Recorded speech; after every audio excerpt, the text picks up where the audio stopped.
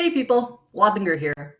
Let's talk about how altruistic or self-sacrificing behavior and cooperation evolved. So the two things you're going to need to know are that we have two theories of how this evolved, and you're going to have to know both. And I also want you to think about what characteristics a species is going to need before it can evolve this kind of altruistic behavior.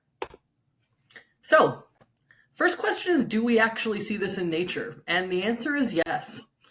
Wildebeests, which is what you see in the picture, they migrate in these huge herds across the plains of Africa, and they often have to cross lakes and rivers filled with alligators. And the older ones without children will usually go first and try to distract the alligator while all of the younger and smaller and weaker wildebeests cross the river. So does this make sense? At first glance, not really. Why would a behavior evolve that makes you more likely to die? And that's exactly what's happening with the wildebeest. So how does a behavior like that get favored by evolution when the people who do it are not as likely to survive and reproduce? It's a question. So competition generally is what everyone thinks of when it comes to nature. The strong survive, or the smart survive, or the well-hidden survive. But cooperation is its own strength. And so we just need to change our thinking a bit to see that. So obviously, individual natural selection is what we've been talking about this whole time. And generally, we see that in a lot of species. Langur monkeys, as seen in the picture, are really great examples of this. They are terrible to each other. Anytime that a male catches a female with a young child that is not his, he will actually kill the baby so that the female will go into heat again and he can mate with her. So this is a case of extreme competition, these extreme behaviors that have evolved in order for individuals to pass on their genes. But we've also got this other side. So our first theory is the kin selection theory, kin meaning family. This is where natural selection favors a trait because it has a positive effect on the survival and reproduction of a family group, of an organism's relatives, even if there may be a penalty to that individual's survival or reproduction. So this brings up the concept of whether other animals than us can understand the concept of family. And it turns out they do. In a lot of mammals, we'll actually see female relatives babysit offspring while the mothers forage for food. Obviously, this is good for the mothers because they get more food, but it's also good for the babysitters because they get to practice childcare. And so when they have their own offspring, those offspring will likely have increased fitness. We tend to see this behavior also in males, but it depends on whether they're sure if the baby is theirs or not. If they're absolutely sure that the offspring is theirs, males tend to do a lot more childcare than if they're unsure. We also see this in groups of primates, our close relatives, where they will groom each other socially. And this involves kind of keeping everyone clean and free of parasites, which is good for the group. So what do you think a species needs in order to be able to do this kin selection? Well, they have to be able to recognize who their family is. So they need to have good enough individual recognition that they know who they're related to, and a good enough memory to do that. So some examples of this we see in nature are wild vervet monkeys. They definitely understand who their family are, because if individual A is mean to individual B, then B's relatives are going to get revenge. We also see this in the case where they play a recording of a baby vervet monkey giving a distress call, and all of the other monkeys will look at the mother of that child as if to say, "This is your problem, please deal with it." If we play the call of a stranger, so a monkey they don't know, the other monkeys don't really pay as much attention. We also see this in prairie dogs. That's an adorable picture right there. Prairie dogs, when there is a predator nearby, one of them will stand up and basically scream an alarm at the others so that they can get away. Now, obviously, this is bad for an individual's fitness because they're drawing the attention of the predator directly to them. But the others in the group are more likely to survive. It turns out that prairie dogs are much more likely to alarm call when they're surrounded by their close relatives than when they're surrounded by less close relatives or friends or strangers. We also clearly see this in humans. Humans maintain relationships well into adulthood, which most other primates don't, with their parents. And humans have also been known to have intergenerational feuds, so think like Shakespeare here. And also, often we pass along money and resources, and we actually have laws that compel people not to testify against their direct relatives. Now, clearly, there's exceptions to all of this. Just because you are biologically related to someone, it doesn't mean you're not going to do something horrible to them. But in general, humans clearly recognize their kin, and there is a certain amount of cooperation that happens because of this. Now, a particularly interesting example of this is the person or dog test. It turns out that your family is not just who you're biologically related to. Humans are very capable of being family with even different species. So 573 people were given what they called the person or dog test. They were given a moral dilemma and forced to decide whether to save the human or a pet from imminent death. And the experiment changed the relationship of how close you are to this person and a pet. So for example, if one of them was in imminent danger, would you save a foreign tourist or your pet dog? And unsurprisingly, pretty much everyone picked their dog. It got interesting as it got closer. Would you save a distant cousin of yours or your family dog? And people were divided on that.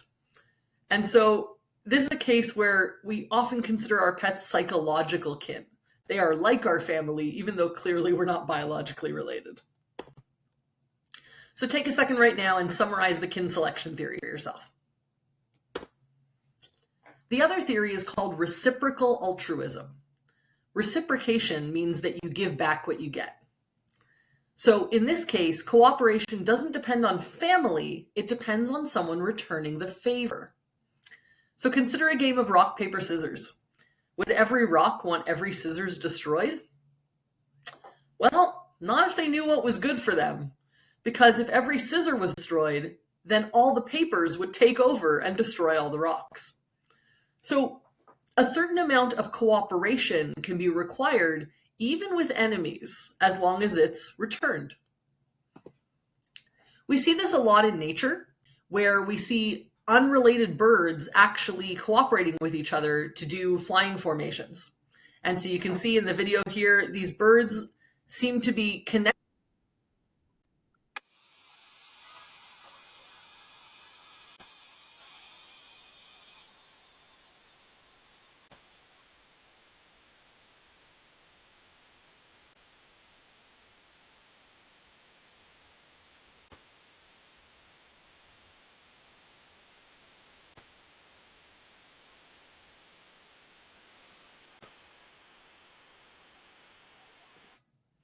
So it's a really neat thing here that unrelated organisms can actually cooperate at a big level.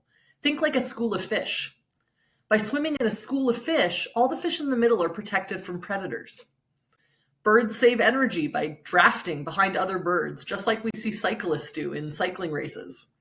And primates will groom non-relatives in the group to make sure that the whole group is healthier.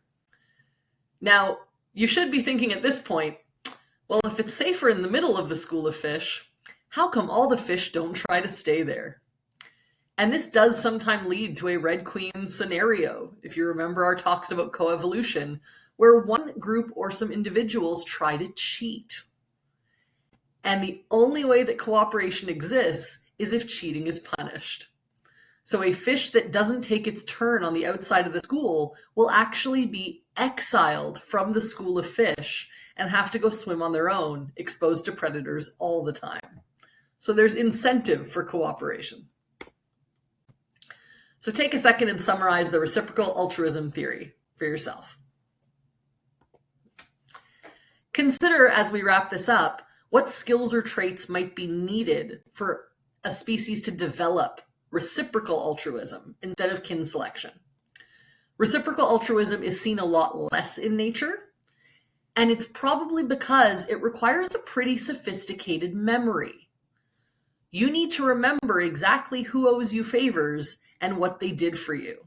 And it means that your own reputation as someone who returns favors is really required. So we very clearly see this in humans. We also see it in a bunch of other fairly advanced species, but we're not seeing this as much as kin selection in nature.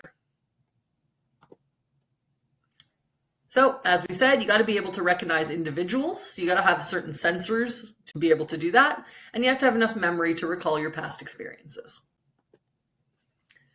Now, cooperation, as I mentioned, is something that it can be highly selected for in nature. It's not all about competition.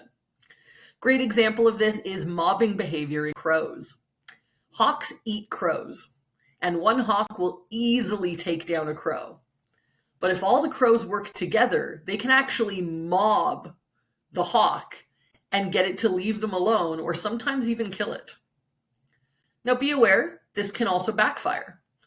So hens, female chickens, will often peck each other because that can reduce the fertility. So then you might end up with all the eggs and the other hens in your group end up with less. You win. But if all the hens are doing this to each other, then the whole group is really not being very successful. And so they'll actually be outcompeted by another group that don't peck each other at all. So sometimes a whole group cooperating can easily dominate a group where every individual is out for themselves. Nowhere is this seen better than in humans. We have so many adaptations that make us better cooperators, even to the point where our survival can be threatened. What you're seeing here is a picture of a gorilla versus us. And in us, you'll notice the connection between our trachea and our esophagus, they're basically attached.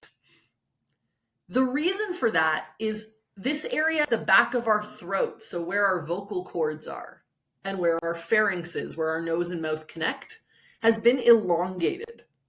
This allows us to make a way more large variety of sounds than other animals can make, including clicking sounds, which are very common in several African languages. These make us incredible at communicating. We can communicate incredible concepts, more emotion.